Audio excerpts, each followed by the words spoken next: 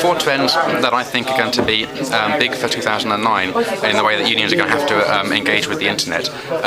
Firstly, the idea that we're going to have to do more for our activists, our reps, other people who campaign and volunteer for unions, and the real strength of unions. And by using the wisdom of crowds, by linking these people together, letting them find the people in the movement who have the information that they need, we're going to really increase their effectiveness. And this is not about making them do new things online, take online action necessarily, but it's about helping them online to find each other, to really increase the power of the offline work that they do, stop the union centre to some degree being a bottleneck. We found from research that we did into our union reps online, unions.org.uk, online social network for reps, that reps using it said they called their full-time officers 20% less often, freeing up those officers to help other reps who aren't in the network.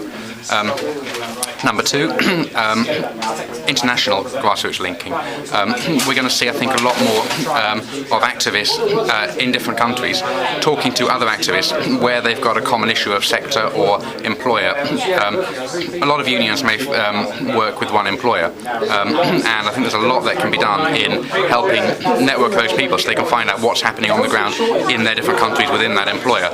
Techniques that have worked, techniques that haven't worked, and techniques like aggregators, RSS, communities, instant translation even, are going to be really, really powerful in helping people at a grassroots level talk to each other and build a kind of global counterweight to some of these multinational organisations.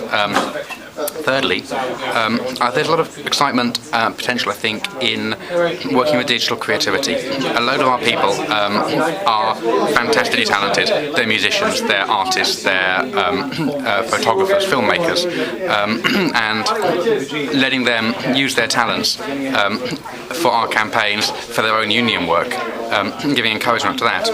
We may end up with 1,000 loose cannons, but loose cannons pointing in halfway the right direction at least.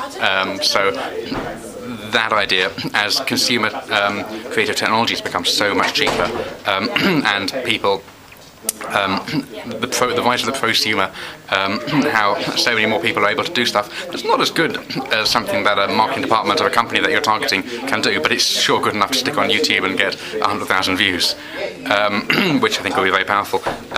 And fourthly, extending democracy in unions. Maybe that's a particularly strong term for what's going to happen in 2009, but actually by networking people, by making more information available, by consulting and balloting more often, as a lot of unions like PCS have been doing, using online technology to be able to consult more regularly and consult more deeply on issues that they wouldn't normally have been able to get this feedback on. They're going to be much more responsive and speedy when they're dealing with employers, and the union's going to know a lot better what its members think. So they're my challenges for unions in technology in 2009. They're opportunities, but they're also threats to a degree in that these things are happening anyway, and if we're letting these things happen, our activists engage with these things without our help, they could be putting themselves at risk in some cases. They're not getting the support they need from us, and we're getting left behind. And I think the unions really need to be looking at a lot of this stuff over 2009, playing catch up.